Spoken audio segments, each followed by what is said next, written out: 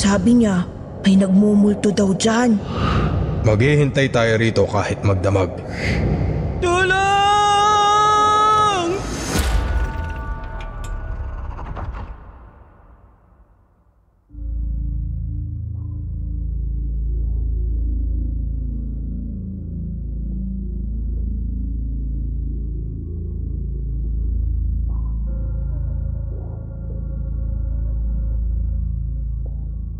Magandang araw, Sir Wilmore. Magandang araw din po sa lahat ng mga masugid na taga-subaybay dito sa channel niyong Kwentong Takip Silim. Actually, bagong listener lang po ako. Isa po sa mga katrabaho ko ang nagsuggest sa akin na ipadala rito ang karanasan ko na naikwento ko sa kanila kamakailan. Nahikayat naman po ako matapos na mapakinggan ang isa sa mga istorya niyo rito na tungkol sa bangkay ng lola na nabuhay. Pero hindi po katulad noon ang ibabahagi kong experience. Ako nga pala si Ethan. Hindi ko po ito tunay na pangalan. 34 years old na po ako at isang project engineer. Year 1999 pa po nangyari ang experience kong ito. Noong mga panahon pong yon, ay grade 4 student pa lang ako at miyembro ng Boy Scout of the Philippines sa isang elementary school sa Malabon.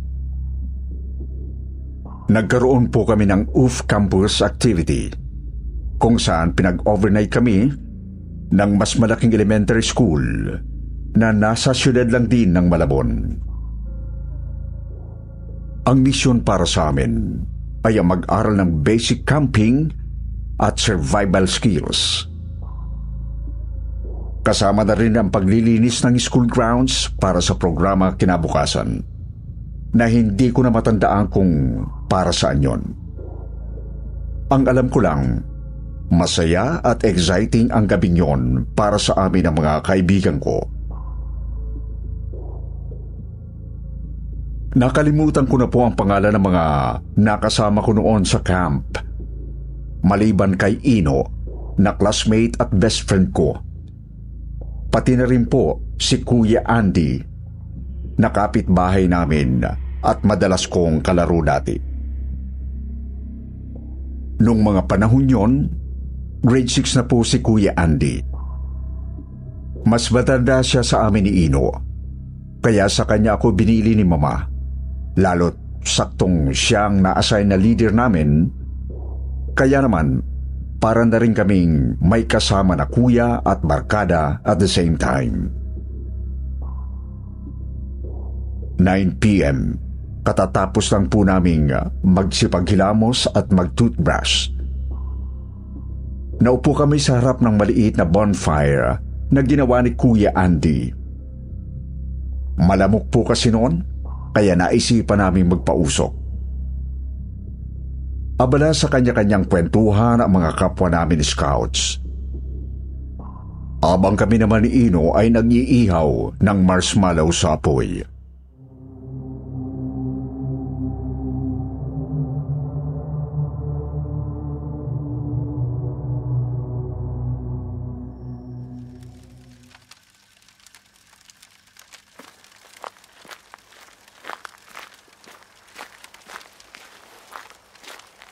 Uy, masarap yan ah.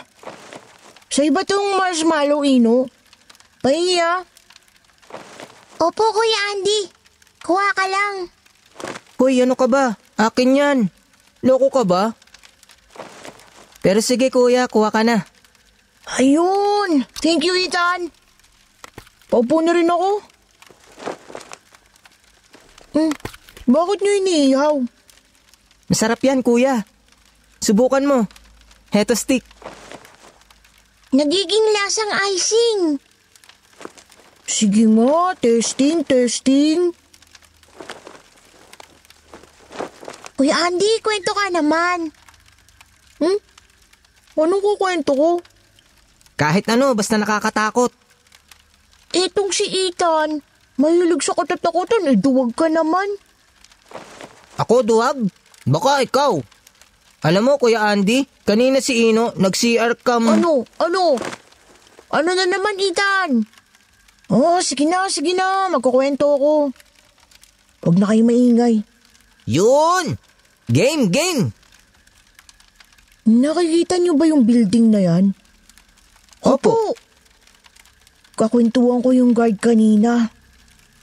Sabi niya, may nagmumulto daw dyan. Isang beses daw nagra-round siya. Kasi siya yung nagsasara ng mga pinto, ilaw, tsaka gate niyan. Sinecheck niya raw muna yung mga ilaw kung naiwang bukas o kaya yung electric fan o kung may naiwang gamit. Isang beses daw, ginabi siya sa pag-check. Kasi ang daming building eh. Bakit kasi mag-isa lang siya? Ino naman? Huwag ka na magtanong kasi. Sige na kuya, tuloy mo. Mag-isa lang siya. Kasi pang umaga yung isa niyang kasamahan. Siyang naka-assign kapag gabi. Kaya nga nandyan siya ngayon eh. Yun na nga. Sinicheck niya yung mga room. Tapos nagulat siya. Kasi pagtingin niya sa isang room, bukas pa yung ilaw. May mga estudyante na nagkaklase. Tsaka teacher pa daw. Aalis na raw sana siya kaso naalala niya. Wala naman nang nagkaklase dapat eh. Kasi gabi na. Baka overtime. Ang ingay mo naman, Ino. Huwag ka nga magpatawa. Natatakot ka siguro, no? Hindi ako natatakot makinig na kayo. Dali. O dali, kuya. May nagkaklase kahit gabi na? Ayun nga. Nagtataka si Kuyang Guard. Kasi dapat wala ng klase kasi gabi na. Pinalikan niya ngayon para silipin uli. Pagtingin niya sa room, patay na uli yung ilaw. Wala ng tao. Corny. Ano yun? Sobrang daming multo? Bakit daw nagmumulto? Sino sila? Mga namatay? Alam niyo kasi, dati raw nagkaroon ng field trip yung mga estudyante dito. Tapos yung bus nila, nahulog sa bangin. Yung section na nakasakay sa bus. Diyan yung room nila. Nakakatakot. Duwag ka pala eh. Sige nga, punta ka dyan mag-isa kung matapang ka. Ikaw muna. Pareho naman kayong takot, kunwari pa kayo. Ubusin niyo na nga lang yung marshmallow niyo tapos matulog na kayo ha. Jogging tayo bukas. Gigising tayo ng 5 a.m.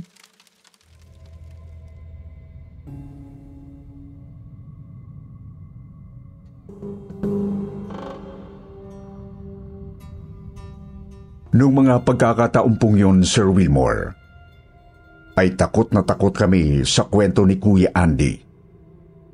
Sakto pa namang malamig ang hangin.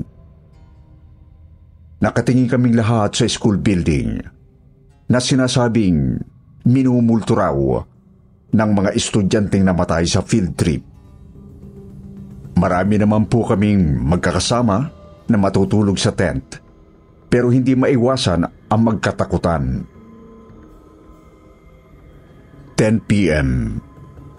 Nung gabi rin po na yon, Sir Wilmore, lumapit sa unit namin si Sir Jerome, ang PE teacher namin. Sinita niya kami kung bakit daw hindi pa kami natutulog. Akala namin ay pagagalitan kami. Pero hindi naman. Sa halip ay inutusan kaming magtapo ng basura.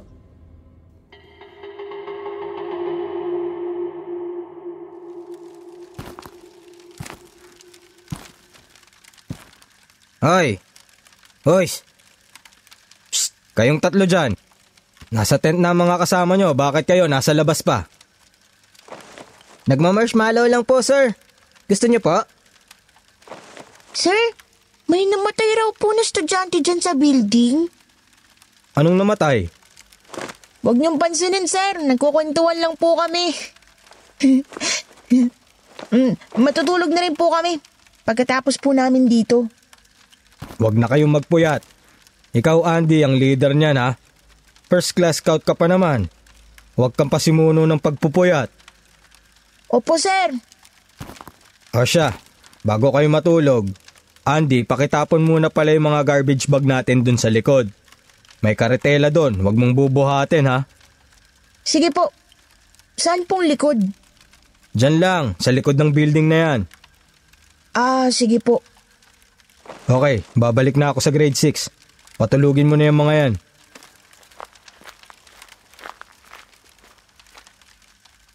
Kuya Andy, dyan ka raw sa likod ng building na yan magtatapon ng basura? Sama kami. Bawal nga raw magpuyat. Ito na naman si Ino talaga. Napakaduwag. Ikaw kuya mapagalitan. Hindi, sige na. Samahan niyo na ako. Natatakot din si Kuya Andy. Hindi Magpapasama ako sa inyo para nakapag-ghost hunting tayo. Pero huwag kayo maingay Uy, gusto ko yan. Game! Ethan, pa ako sa kabilang. Huwag raw maingay nga. O ano? Tara na. Tara.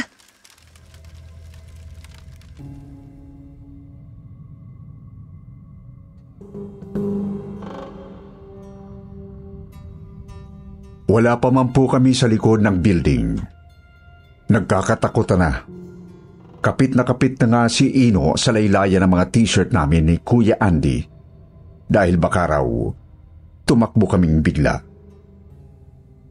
Sakto noong pabalik na kami ay napansin ni Kuya Andy na bukas ang metal grill ng building. Yun po yung parang rehas na pangkaraniwang gamit na gate sa mga public school buildings. At dito na nga kami nakaisip ng kakaibang trip na habang buhay na palang tatatak sa alaala naming tatlo.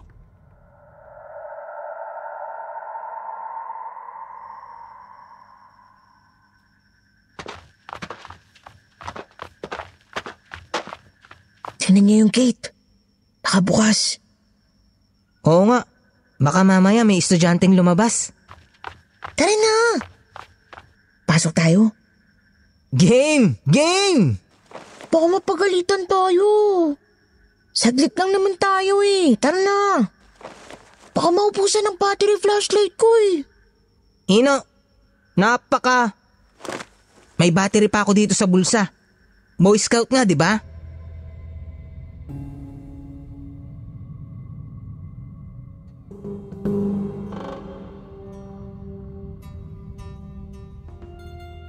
Gaya ng napag-usapan, inakyat na po namin ang building. Tig-iisa naman po kami ng flashlight, kaya ang tanging pinagtatalunan lang ay kung sino ang malakas ang loob na mauuna sa paglalakad. Si Kuya Andy ang nagpresenta, habang kami ni Ino nakabuntot at kinakabahan.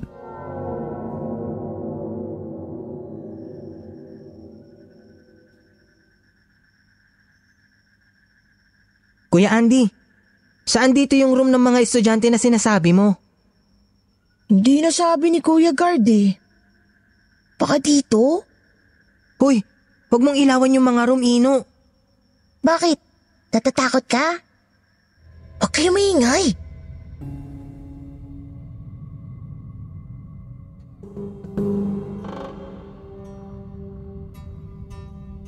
Two-story lang po ang building na yon, Sir Wilmore.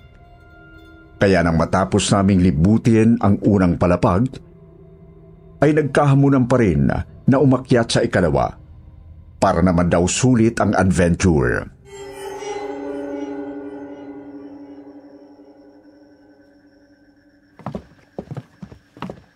Baka dito na yun. Si Ino, sabi na huwag mong ilawan Bakit ba? Natatakot ka? Kapag naubos battery mo, hindi kita bibigyan. Shh! Huwag kayong maingay. Doon tayo sa dulo ng hallway. Uy, tingnan nyo. May nakaupo sa sanga. Ino, mamaya mamatanda ka. Baka mamaya may nakatirang kapre dyan. Sige ka. Joke lang naman. Masarap pala hangin dito. Nakalusot na yung sanga ng sampalok dito. Oh. Kaso wala nang bunga. Pinipito siguro ng mga estudyante. Wala naman tayong nakitang multo, Kuya Andy. Siguro kaya nagpapakita kay Kuya Guard. Kasi may third eye siya, no? Siguro. Kasi lagi raw siyang pinagpaparamdaman dito eh. Ang asim kahit taon lang oh. Gago ka, Ino. Mamaya manuno ka. Pitas ka ng pitas. Hindi yan. Nagtabi-tabi naman ako eh. Hindi naman kita narinig na nagtabi-tabi. Nagtabi-tabi po ako. Bumulong ako. Bingi ka lang. Tama na yan. Tara na, balik na tayo sa camp.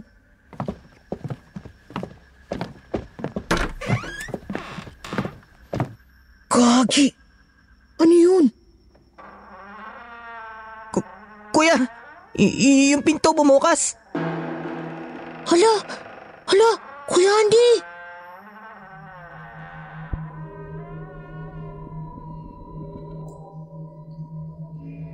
Sir Wilmore, hindi kami nakagalaw sa kanya-kanya naming pwesto nang makita namin ang pinto ng classroom na unti-unting bumubukas. Nanginginig kaming tatlo sa takot. Para bang may kung anong lalabas mula roon. Hindi namin malaman kung papaano kami aalis dahil nasa direksyon ng pintuang yon ang likuran papunta sa hagdan. Nagsimula kaming mataranta nang bumalibag ang monoblock ng teacher mula sa loob at tumalsik sa hallway.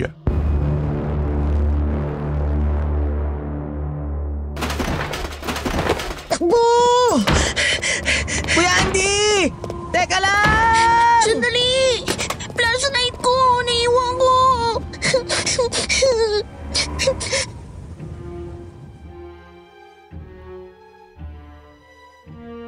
Nakatakbo rin po kami pababa sa hagdan, habang sabay-sabay na nagsisigawan at natataranta. Naririnig po namin na bumabalibag at gumagalaw ang mga armchair at pinto sa bawat classroom na madadaanan namin. Pero nang makababa, hindi namin akalain doon magaganap ang pinaka nakakatakot sa lahat. Gagi! Nakapadlock! Nakapadlock yung gate! Tulong! Tulungan niyo po kami! Kuya Andy! Ethan! Nasaan kayo? Teka, sino? Kuya Andy! Nandito ako sa gate! Sarado! May harang! Nasaan ka? Ba't ganon? Parang nandito lang siya sa malapit. Nandito ako! Kayo ang nasaan? Nandito kami sa labasan! Dun sa gate na pinasukan natin, punta ka rito! Punta ka dito sa gate! Nandito nga ako eh! Kayo ang wala!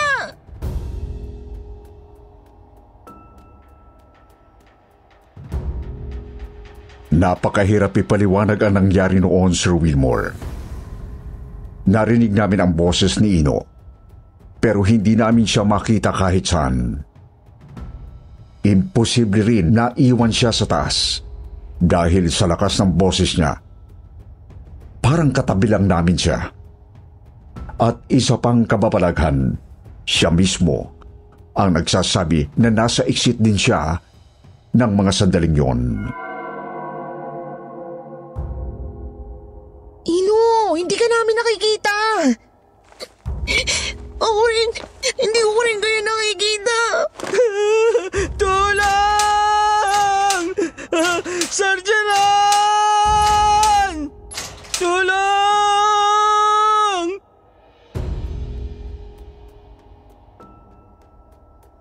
Swerte na po sigurong maituturing nang matanaw namin na ang isang lalaki na napadaan.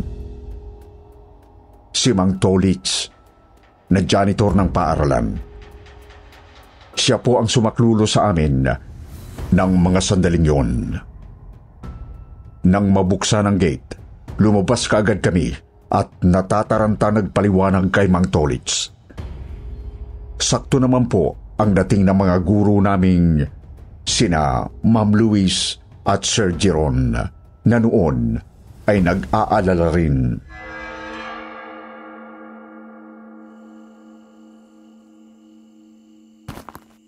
Paano kayo nakapasok dyan?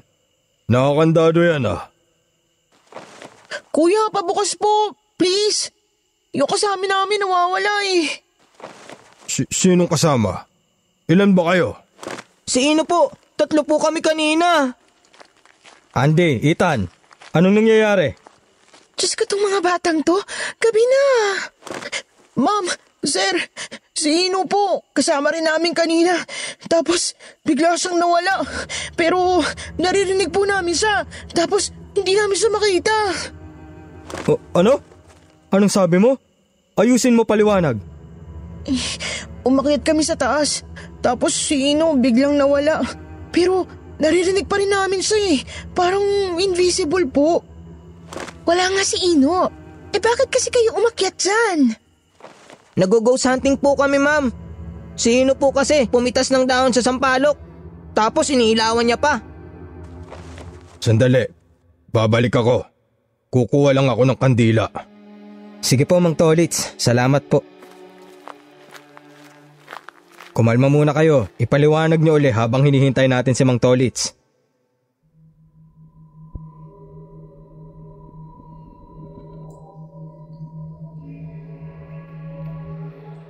Nang makabalik si Mang Tolits, may dala na po itong 7 kandila.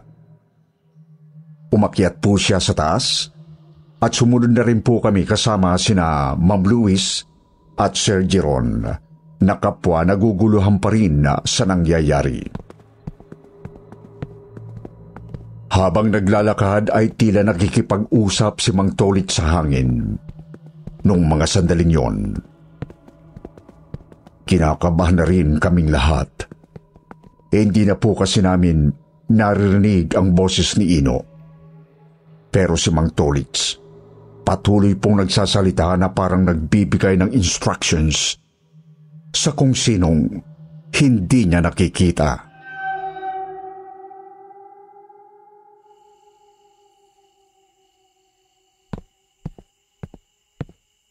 Anong pangalan ng kasama niyo? Ino po. Hindi na siya nagsasalita? O baka po hindi natin naririnig? Alam niyo, delikado tong ginagawa niyo ha. Mamaya ka na mag-sermon, Sir Jeron. Napaglaruan siguro tong mga batang to eh. Baka naririnig niya pa tayo. Ino! Hanggat naririnig mo kami, huwag kang matakot! Makinig ka lang! Umakyat ka sa 2nd floor! Aakyat din kami! Magsisindi ako ng kandila mula sa tapat ng sanga ng sampalok papunta sa hagdan. Humingi ka ng sorry sa puno. Makiusap ka. Sabihin mo hindi ka na uulit. Kapag nakita mo yung mga ilaw sa sahig, magbaligtad ka ng damit. Saka mo damputin isa-isa yung mga kandila at huwag papatayin.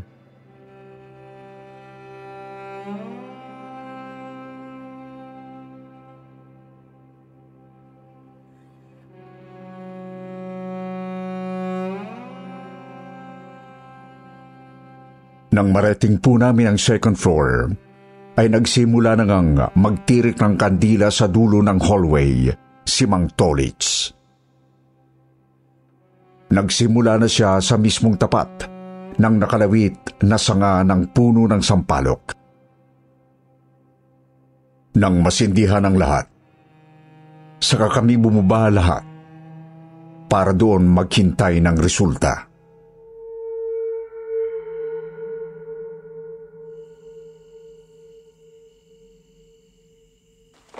Maghihintay lang po ba tayo rito? Baka po takot na si Ino dun. Duwag pa naman po yun. Nangyari na ba ito dati, Mang Tolits? Hindi pa. Ito ang una.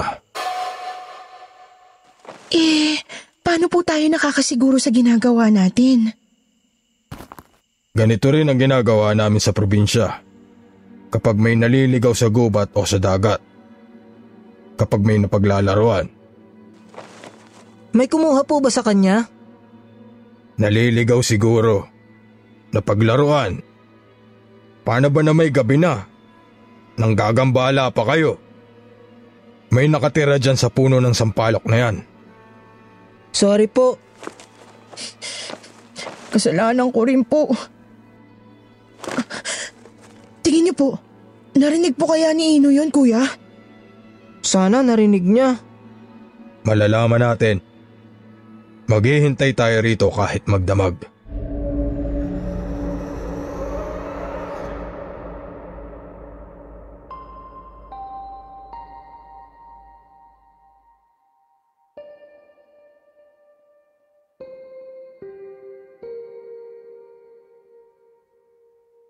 Halos 1 minuto po kaming naghintay noon sa exit ng building, Sir Wilmore.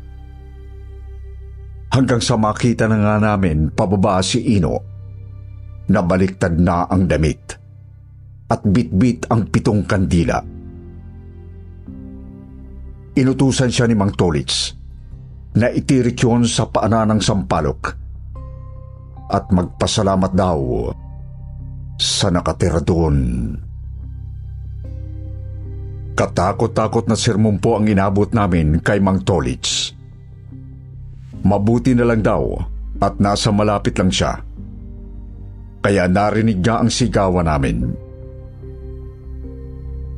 Maswerte nga raw po kami dahil si Ino lang ang napaglaruan ng kapring ginambala namin. Napagalitan din po kami ni na Sir Giron at Ma'am Louise. Bagamat hindi sila makapaniwala sa nangyari, hindi rin namin nalusutan ang mga sermon nila.